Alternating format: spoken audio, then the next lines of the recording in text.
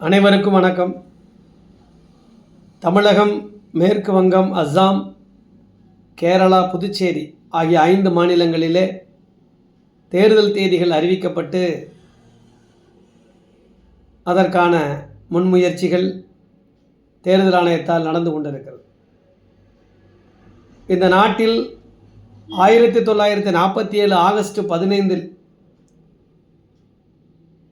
British மகாராணியினுடைய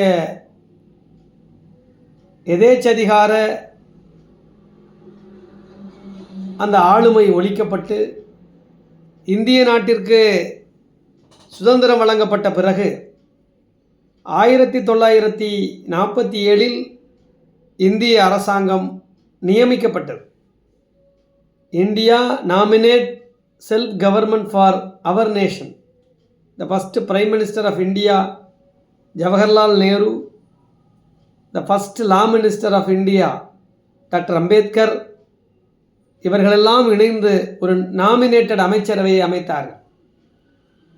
அதிலே காங்கிரஸ் அல்லாத 2 மத்திய அமைச்சர்களில் ஒருவர் நம்முடைய அண்ணல் அம்பேத்கர், மற்றொருவர் இந்து மகா சபையிலிருந்து வந்த ஷியாம் பிரசாத் முகர்ஜி அவர்கள். ஆக இந்தியாவில் முதல் கட்டத்திலே சுதந்திரத்தை அறிவித்த பிறகு ஜனநாயக முறையில் தேர்தல் இல்லை, நியமன அமைச்சரவை. அதன் பிறகு முதலாக இந்தியா சுதந்திர தேசத்தில் 1951 தேர்தல் நடைபெறுகிறது. அந்த தேர்தல் நடைபெறுகிற காலகட்டத்திலே வாக்களித்தவர்கள் மிக குறைவு. அதிலே அரசியலமைப்பின்பால் ஆண்களுக்கும் பெண்களுக்கும் வாக்களிக்கிற உரிமை 21 வயதை பூர்த்தி அடைந்திருந்தால் கொடுக்கப்பட்ட அந்த உரிமையானது பின்னீடு அது 18 வயது பூர்த்தி அடைந்திருந்தால் அவர்கள் வாக்களிக்கலாம் என்று தளர்த்தப்பட்டது. பல்வேறு சட்ட திருத்தங்கள், இது அனைத்துமே அரசியலமைப்பின்பால் அரசியலமைப்பு சட்டத்தை திருத்தி அதன் வழியாக நாம் கொண்டு வந்த விஷயங்கள். ஆக இந்த நாட்டில் ஒருவர் பேச முடியும், சட்டத்திற்கு உட்பட்டு கருத்துக்களை சொல்ல முடியும், சட்டத்திற்கு உட்பட்டு விமர்சனம் செய்ய முடியும், சட்டத்திற்கு உட்பட்டு பிறரை ஏசவும் முடியும், வாக்களிக்கவும் முடியும், தேர்தலிலே நிற்க முடியும். ஆனால் வாக்களித்த பிறகு வெற்றி பெற்ற நபர் சட்டமுரணாக செயல்பட்டால் அவரை திரும்ப பெற முடியாது.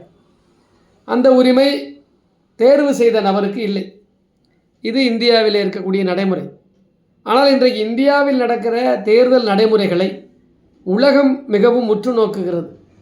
1947 துவங்கி இன்றைக்கு 2026 வரையில் நாம் மிக நேர்த்தியாக ஜனநாயக திருவிழா என்று சொல்லக்கூடிய தேர்தலை நடத்தி முடித்து வருகிறோம். பல்வேறு பிரதமர்களை, பல்வேறு ஜனாதிபதிகளை, பல்வேறு மாநில முதல்வர்களை நாம் கண்டிருக்கிறோம். உள்ளாட்சி அப்படிங்கிற பொறுப்பிற்கும் நாம் பிரதிநிதிகளை தேர்வு செய்கிறோம். India has a 3-tier administration, parliamentary and legislation, local bodies. So இந்த 3 விதமான ஆட்சி அமைப்பு முறையில் நாம் தேர்தல்களை சந்தித்து வருகிறோம். எங்களை பொறுத்த மட்டில் ஒரு 20 ஆண்டுகளுக்கு முன்பு வரையிலே ஜனநாயக தேர்தல் ஜனநாயக முறையில் நடைபெற்றது. பணம் என்பது அங்கே பிரதானமாக இல்லை. ஆகவேதான் தியாகச் சீலர்கள் இந்த நாட்டில் பாராளுமன்றத்தையும் அலங்கரித்தார்கள், ஒவ்வொரு மாநிலத்திலும் சட்டமன்றத்தை அலங்கரித்தார்கள். உள்ளாட்சிகளிலுமே அந்த ஊருக்கு பணி செய்யக்கூடிய தொண்டுள்ளம் படைத்தவர்கள் நிர்வாகம் செய்தார்கள். அவர்களுக்கான வாய்ப்புகள் வழங்கப்பட்டது. மனிதன் மதிக்கப்பட்டான், மனிதனுடைய சேவை மதிக்கப்பட்டது, மனிதனுடைய குணநலன் மதிக்கப்பட்டது, மனிதனுடைய பண்பு மதிக்கப்பட்டது. ஆக மக்களுக்காக மக்களின் தேவைகளை உணர்ந்து அவர்களோடு பயணிக்கக்கூடிய நபர்கள் தேர்வு செய்யப்பட்டார்கள். சத்தியவான்கள் தேர்வு செய்யப்பட்டார்கள், தியாகசீலர்கள் தேர்வு செய்யப்பட்டார்கள். இந்த நாட்டில் எண்ணற்ற தலைவர்கள். டாக்டர் அம்பேத்கர் அவர்கள் இந்தியா 1947 ஆகஸ்ட் 15 சுதந்திரம் அடைகிற பொழுது நியமன அமைச்சரவையை அமைத்து கொண்டது. பண்டிட் ஜவஹர்லால் நேரு அவர்கள் முதல் பிரதமராக நியமிக்கப்பட்டார். He was not elected as a prime minister or parliamentary member through election. He was appointed, nominated as a prime minister of India, Jawaharlal Nehru. அதில் ஜவஹர்லால் நேரு அவர்கள் நியமன பிரதமராக தலைமை அமைச்சராக நியமிக்கப்படுகிறார். காங்கிரஸ் அல்லாத 2 மத்திய அமைச்சர்கள் நியமிக்கப்படுகிறார்கள். சட்டமாமேதை டாக்டர் அம்பேத்கர் அவர்கள் முதல் சட்ட அமைச்சராக நியமிக்கப்படுகிறார். இந்து மகா சபையிலிருந்து டாக்டர் ஷியாம பிரசாத் முகர்ஜி அவர்கள் தொழிலமைச்சராக நியமிக்கப்படுகிறார். இதர அனைவருமே காங்கிரஸ் கட்சியை சார்ந்தவர்கள். முதலிலே இந்திய வரலாற்றில் தேர்தல் 1951 நடக்கிறது. கிட்டத்தட்ட ஓராண்டு காலம் சுமார் அந்த காலகட்டத்திலே நடத்தி முடிக்கப்பட்டது. இன்றைக்கு இருக்கிற அறிவியல் இல்லை, இன்றைக்கு இருக்கிற வாகன வசதிகள் இல்லை, அவ்வளவு சீக்கிரம் ஓட்டு பெட்டிகளை கொண்டு செல்ல முடியாது. அனைவரும் ஓட்டுச்சீட்டு முறைகளிலே வாக்களிக்கிறார்கள். ஓட்டுச்சீட்டு முறைகளை எண்ணி முடித்து தேர்தல் அறிவிக்க வேண்டும். டெல்லியிலே முடிவு சொன்னால் இங்கே சிவகங்கைக்கு வந்து சேர அந்த தகவல் கிடைக்கவே நாட்கணக்கில் ஆகும். இதையெல்லாம் தாண்டி பிரதானமாக மிக சிறப்பாக தேர்தல் நடத்தி முடிக்கப்பட்டது. இன்றைக்கும் இந்திய ஜனநாயக தேர்தலை உலகம் உற்று நோக்கி பாராட்டுகிறது என்று சொன்னால், பலதரப்பட்ட மொழி பேசுகிற பலதரப்பட்ட இனங்கள் பழக்க வழக்கங்கள் கொண்ட இந்த பாரத தேசத்தில் தேர்தல் மிக சிறப்பாக நடத்தி முடிக்கப்படுகிறது. அதில் எந்த மாற்று கருத்தும் இல்லை. ஆனால் சமீப காலமாக ஒரு 20-22 ஆண்டுகளுக்கு முன்பு வரையில் மிக நேர்த்தியாகவும் நியாயமாகவும் உண்மைக்கும் சத்தியத்திற்குமான வேட்பாளர்கள் தேர்வு செய்யப்பட்ட காலங்கள் நீங்கி இன்றைக்கு பணமும் அவர்களிடம் இருக்கக்கூடிய ஜாதிய ஆட்கள் அதிகார பலமும் தேர்தலிலே பிரதானப்படுத்தப்படுவதுதான் ஏழைகளும் நடுத்தர வர்க்கத்தை சார்ந்தவர்களும் அரசியல் பிரதிநிதித்துவம் பெறுவதற்கு வாய்ப்பில்லாமல் செய்துவிட்டார்கள். இதுதான் மிகவும் வேதனையாக இருக்கிறது. எல்லோரும் ஒரு அரசியலமைப்பில் அரசியல் சார்ந்து நாம் இருந்தாலும் கூட பணம் என்பதை பிரதானப்படுத்தி தேர்தல் நடத்தக்கூடாது. அதுதான் மிகப்பெரிய ஒரு வேதனையான விஷயமாக இருக்கிறது. பணத்தை பிரதானப்படுத்தி ஒரு வேட்பாளரை தேர்வு செய்கிற பொழுது யாரையும் விலை கொடுத்து வாங்கிவிடலாம் என்கின்ற ஒரு அவலம் ஏற்படும். சட்டமன்றத்தையே விலை கொடுத்து வாங்கிவிடலாம், நாடாளுமன்றத்தை விலை கொடுத்து வாங்கிவிடலாம் என்று ஒருவர் துணிந்து விட்டால் இந்த நாட்டில் அரசியலமைப்பிற்கு எதிரான விஷயமாக மாறிவிடும். ஆக தேர்தல் நடைமுறைகள் சம்பந்தமாக பல்வேறு சட்ட வரிமுறைகள் இருக்கிறது. அதில் லஞ்சம் கொடுப்பது, லஞ்சம் வாங்குவது, வேட்பாளர்கள் வாக்காளர்களுக்கு மறைமுகமாக சில விஷயங்களை ஊக்குவிப்பதற்காக சொல்வது, இது எல்லாம் கூட அந்த குற்றத்தில் வருகிறது. அதற்கான தண்டனைகளும் வகைமுறைப்படுத்தப்பட்டிருக்கிறது. அதையெல்லாம் யாருமே கிஞ்சித்தும் கவலை கொள்ளாமல் வாக்காளர்களுக்கு பணத்தை நிர்ணயம் செய்து இவ்வளவு பணம் இருந்தால் இந்த சட்டமன்றத்தில் ஜெயித்து விடலாம், இவ்வளவு பணம் இருந்தால் நாடாளுமன்றத்தில் ஜெயித்து விடலாம் என்று அவர்கள் திட்டமிடுவதை எதிர்கால சந்ததிகள் கொஞ்சம் கவனித்து பார்க்க வேண்டும். நான் ஏன் இந்த வீடியோவில் இவ்வளவு தெளிவாக நீண்ட நேரம் பதிவு செய்கிறேன் என்று சொன்னால், என்றைக்கு நம்முடைய இரகசிய உரிமை அரசியலமைப்பின்பால் கிடைத்த உரிமை, அந்த உரிமையை நாம் சரியான நபர்களை தேர்வு செய்ய சுதந்திரமாக அந்த உரிமையை பயன்படுத்த வேண்டும். இன்றைக்கும் குடும்ப வாழ்வியல் முறையில் மட்டும்தான் கணவன் மனைவிக்கு இடையில் நடக்கக்கூடிய வாழ்வியல் முறை எப்படி இரகசியமானதோ அதை போல வாக்களிக்கிற உரிமையையும் இன்றைக்கும் இரகசியமாக வைத்திருக்கிறது அரசியலமைப்பு சட்டம். சுதந்திர காலத்தில் 21 வயது பூர்த்தி அடைந்திருந்தால் மட்டும் வாக்களிக்க முடியும் என்கின்ற நிலைமை. பின்னீடு அரசியலமைப்பினுடைய திருத்தம் நமக்கு 18 வயது பூர்த்தி அடைந்திருந்தால் வாக்களிக்கலாம்.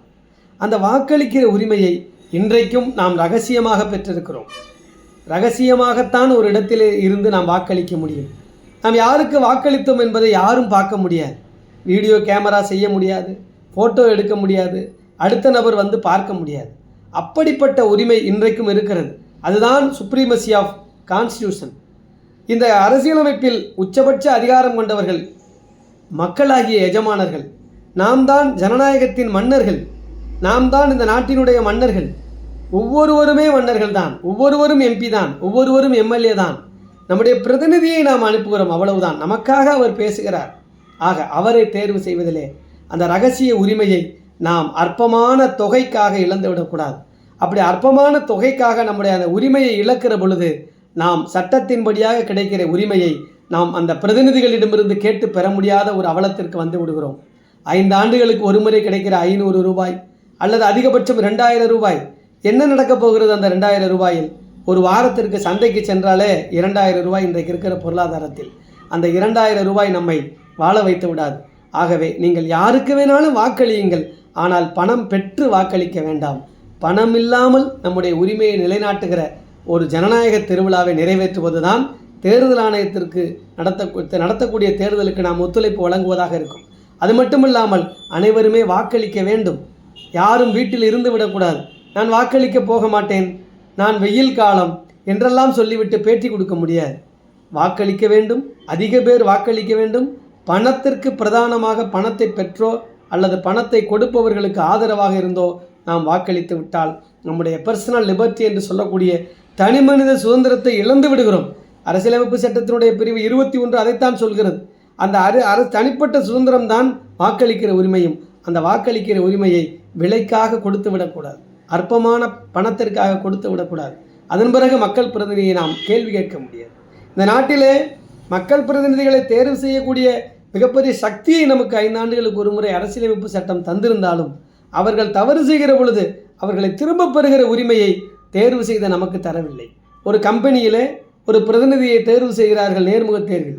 அரசாங்கம் அரசு பணியாளரை நியமனம் செய்கிறது, காவல்துறையை நியமனம் செய்கிறது, வருவாய்த்துறையில் நியமனம் செய்கிறது.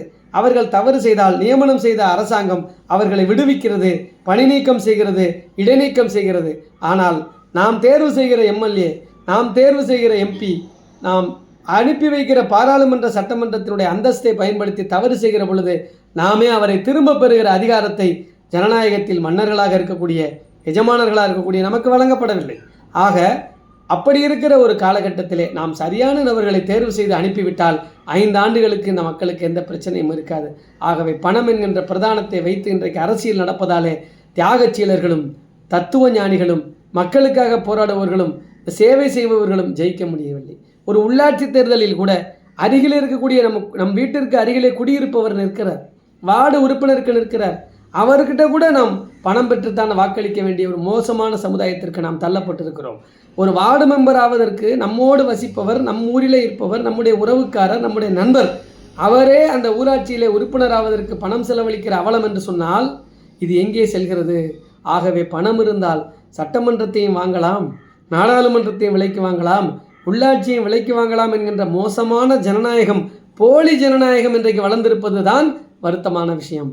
இதை உணர்ந்து எதிர்கால சந்ததிகள் தாங்கள் வாக்களிக்கிற உரிமைக்காக நிச்சயமாக பணம் வாங்கக்கூடாது என்கின்ற சத்தியத்தை செய்ய வேண்டும். வாக்களிக்கிற உரிமை பெற்றவர்கள் பணம் வாங்கவில்லை என்று சொன்னாலே வாக்கு கேட்டு வரக்கூடிய வேட்பாளர் பணத்தை தரப்போவதில்லை. ஆம், நம்மிடம்தான் அனைத்தும் இருக்கிறது, தீதும் நன்றும் பிறர் தர வாரா என்ற கணியன் பூங்குன்றனார் வார்த்தைக்கு ஏற்ப நாம் உரிமையை வைத்திருக்கிறோம். நம் உரிமையை யாருக்காகவும் விலை கொடுத்தோ விலை பெற்றோ இழந்துவிடக்கூடாது.